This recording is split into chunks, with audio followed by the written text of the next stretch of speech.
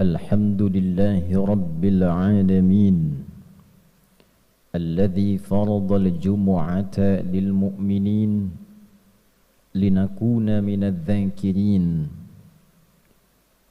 فنشهد أن لا إله إلا الله وحده لا شريك له ونشهد أن سيدنا ونبينا محمدا عبده ورسوله الذي لا نبي بعده اللهم صل وسلم وبارك على هذا النبي الكريم الرسول الأمين نبينا وسيدنا محمد وعلى آله وصحبه وذرياته وأمته إلى يوم الدين أما بعد فيا عباد الله أحباب الله وأحباب رسوله صلى الله عليه وسلم أوصي نفسي وإياكم بتقوى الله فقد فاز المتقون فلا تموتن إلا وأنتم مسلمون فقال تعالى يا أيها الذين آمنوا اتقوا الله حق تقاته ولا تموتن إلا وأنتم مسلمون. Hadirin jamaah Jumat rahimani wa rahimakumullah. Kita mengawali pertemuan Jumat ini terdokumentasikan dalam kitab Sunan An-Nasa'i nomor hadis 2357. Sanad hadis ini diriwayatkan pada sahabat mulia yang masih junior, masih muda, kurang lebih 5 tahun di atas sahabat Ibnu Abbas radhiyallahu taala anhuma, yang saat Nabi sallallahu alaihi wasallam wafat, beliau masih berumur 20 tahun. Ayahnya termasuk yang dikasihi oleh Nabi sallallahu alaihi wasallam, bahkan pernah tercatat dalam sejarah menjadi anak angkat yang diadopsi oleh Nabi sallallahu alaihi wasallam. Sahabat junior ini bernama Usamah, ayahnya Zaid bin Harithah radhiyallahu taala anhuma. Sahabat Usamah bin Zaid bin Harithah karena kecintaannya terhadap ilmu, kecintaannya terhadap Nabi sallallahu alaihi wasallam, senantiasa melihat kebiasaan Nabi yang disimpulkan oleh beliau, khusus di bulan Sya'ban, Nabi itu senang menunaikan ibadah tertentu. Maka ditanyakanlah kepada Nabi sallallahu alaihi wasallam, beliau berkata, "Qultu," aku bertanya, "Ya Rasulullah, wahai Rasulullah, lam araka tasumu syahran minasy-syuhuri ma tasumu min syahri Sya'ban." Ya Rasulullah, saya tidak melihat kebiasaan Anda, baginda, banyak menunaikan puasa sunnah dalam satu bulan dibandingkan bulan-bulan lain, kecuali saya lihat Anda banyak menunaikannya di bulan Sya'ban. Jadi Nabi sallallahu alaihi wasallam di luar bulan Ramadan yang diperintahkan kita menunaikan ibadah puasa wajib sebulan penuh, di luar Ramadan Nabi juga menunaikan puasa sunnah. Di antara sekian bulan, 11 bulan selain Ramadan, Nabi diamati oleh sahabat yang kecil, yang junior ini banyak menunaikan puasa sunnahnya di bulan Sya'ban. Maka ditanyakanlah kepada beliau sallallahu alaihi wasallam, mengapa Nabi banyak menunaikan puasa di bulan Sya'ban? Dalam syarahnya, apakah ada keutamaan di bulan Sya'ban ini sehingga dengan itu Nabi sallallahu alaihi wasallam banyak menunaikan puasa di bulan ini? Maka Nabi sallallahu alaihi wasallam kemudian menjawab, qala Rasulullah sallallahu alaihi wasallam, dzalika syahrun yaghfulun nasu anhu baina Rajab wa Ramadan. Duhai Usamah bin Zaid bin Harithah, bulan Sya'ban itu adalah bulan yang memiliki keutamaan, bulan yang istimewa, yang keistimewaan ini mulai banyak dilupakan oleh orang-orang terletak bulan ini antara Rajab dan Ramadan.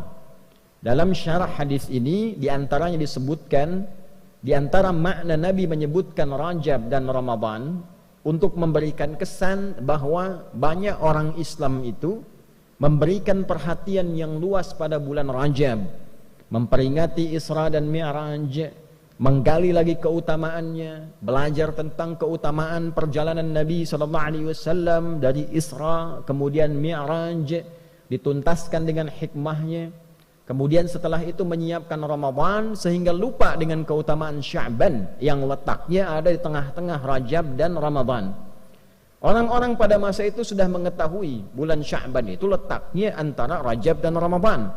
Tapi Nabi menyebutkan posisi ini dan disebutkan Rajab dan Ramadannya ingin memberikan kesan kepada umat Islam, umatnya Nabi Muhammad SAW, saking kita fokusnya peringatan di bulan Rajab, Isra dan Mi'raj, banyak pengajian, banyak sekali ceramah, kemudian menyiapkan Ramadan, lupa bahwa Sya'ban pun punya keistimewaan yang tidak ditemukan di bulan-bulan yang lainnya. Saking istimewanya Nabi banyak menunaikan puasa sunnah di bulan Sya'ban ini.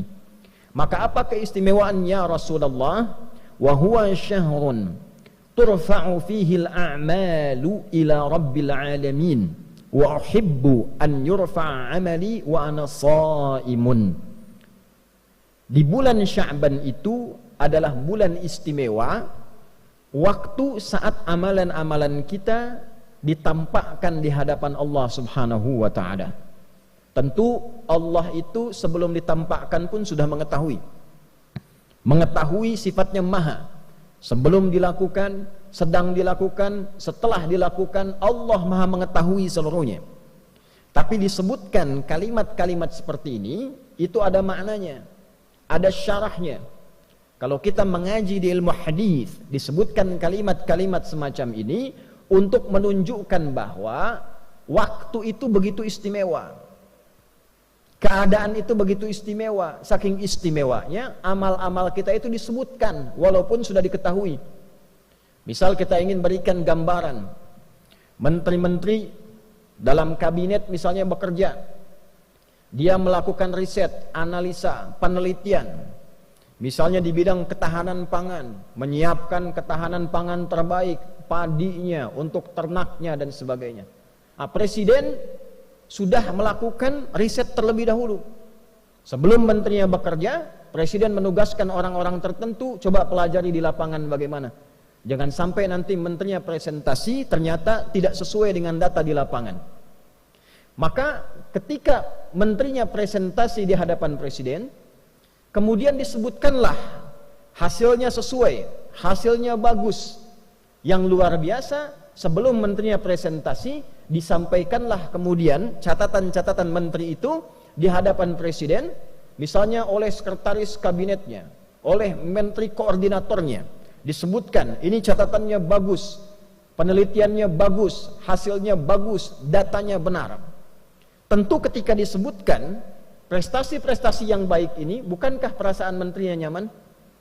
Bukankah menterinya akan senang? Bukankah menterinya akan bahagia? Kalau kita sekarang sedang bekerja dengan baik, berprestasi, kemudian nama kita disebut secara nasional, dipresentasikan, disebutkan di hadapan pejabat-pejabat, disebutkan di hadapan masyarakat-masyarakat, si fulan ini bagus, sholatnya bagus, sosialnya bagus, beramalnya bagus, semangatnya bagus, kenegaraannya bagus. Bukankah ketika diviralkan itu kita merasa bangga?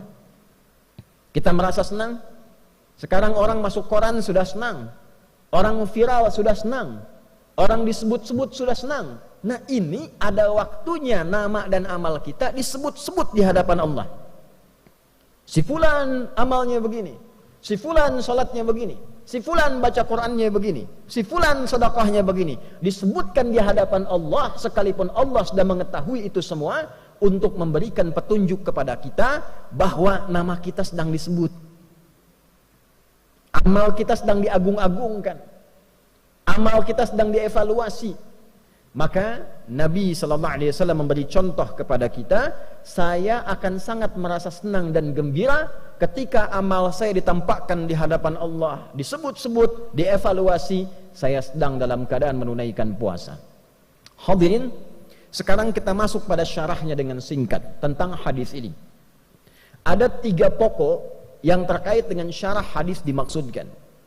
Yang pertama, tipikal seorang muslim belajar dari ilmu sanad pada hadis ini, tersambung sanadnya pada sahabat Usamah bin Zaid radhiyallahu taala anhuma jami'an.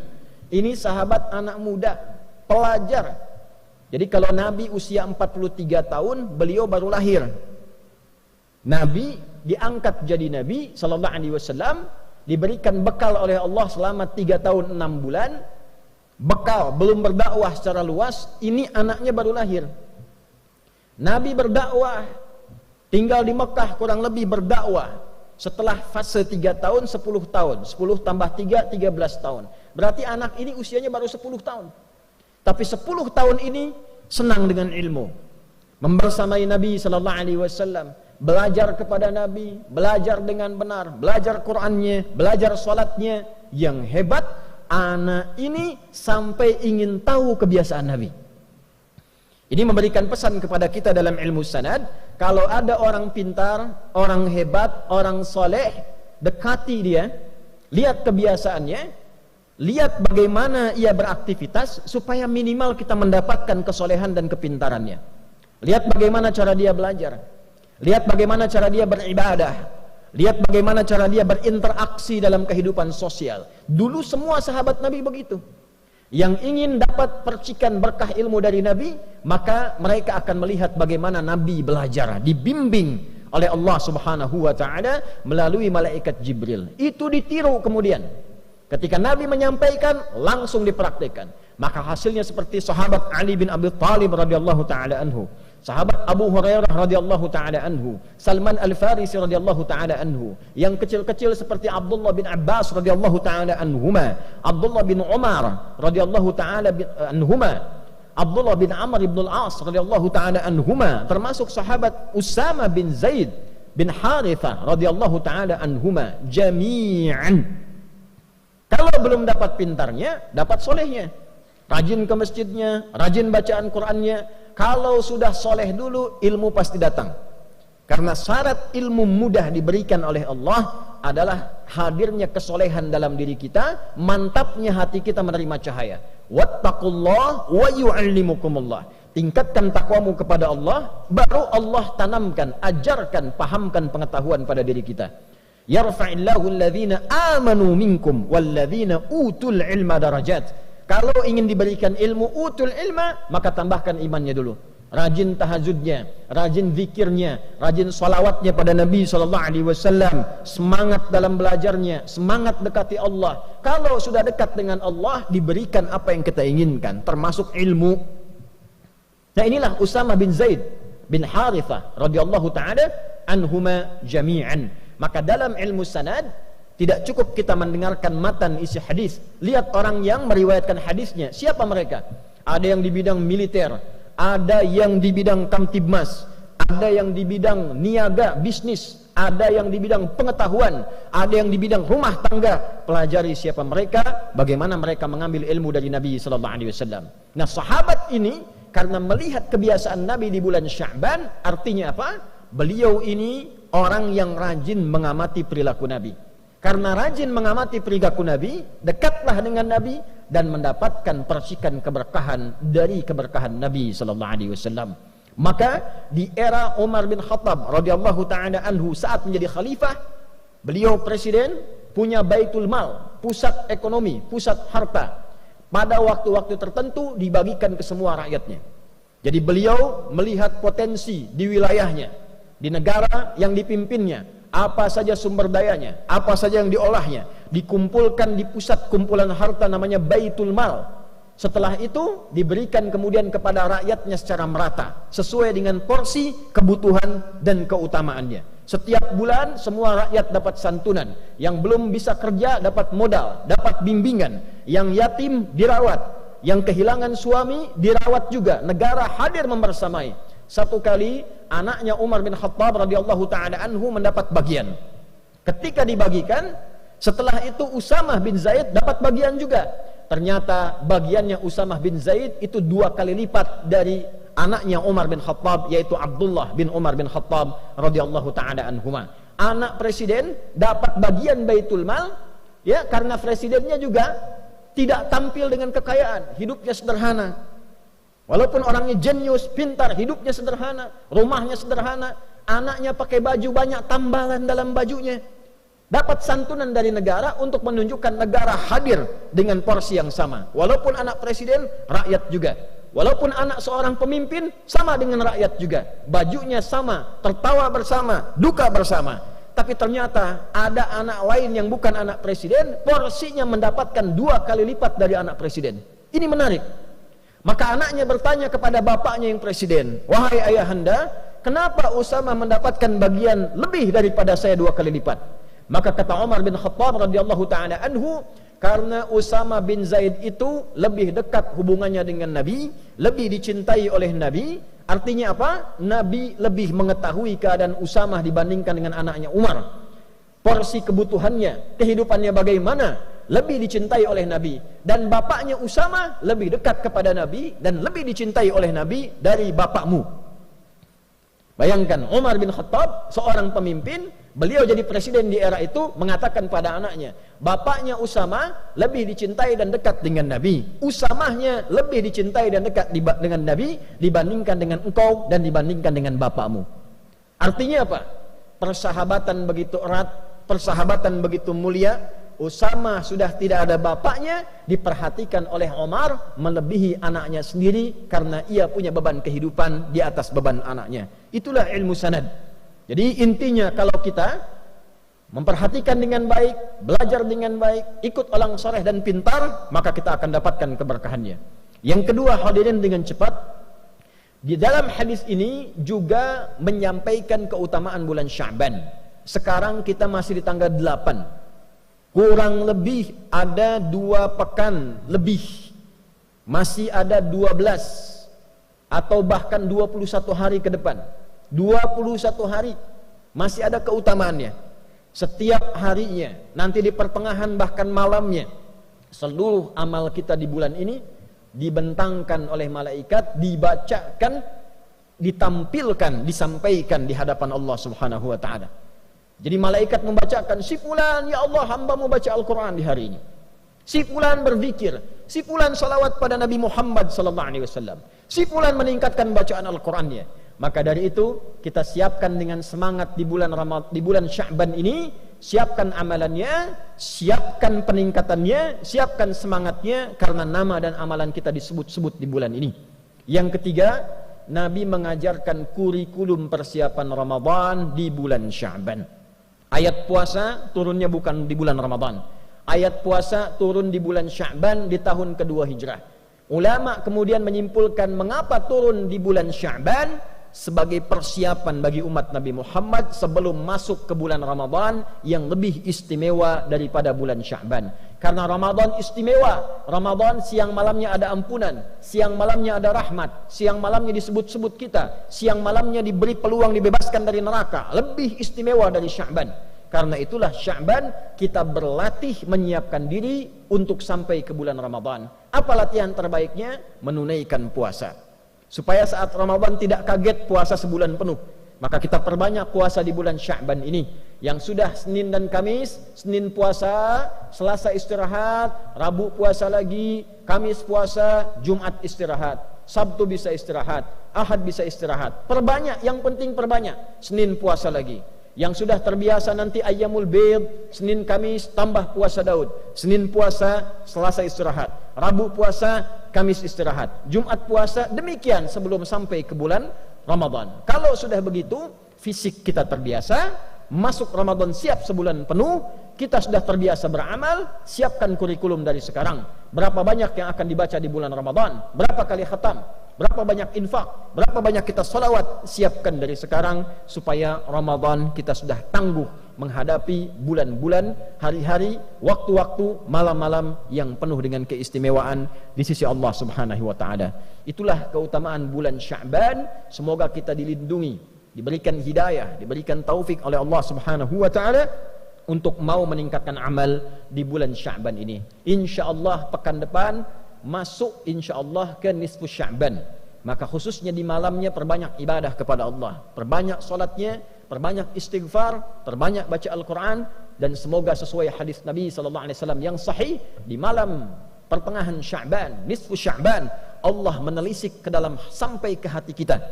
Maka orang-orang yang memohon ampun diampuni dosanya oleh Allah Subhanahu wa taala, kecuali orang yang masih ada iri hati, permusuhan di dalam jiwanya yang paling dalam. Barakallahu li wa lakum fil Qur'anil azim. ونفعني وإياكم بما فيه من الآيات وذكر الحكيم وتقبل مني ومنكم تلاوته إنه هو السميع العليم ادعوا الله يستجب لنا ولكم جميعا.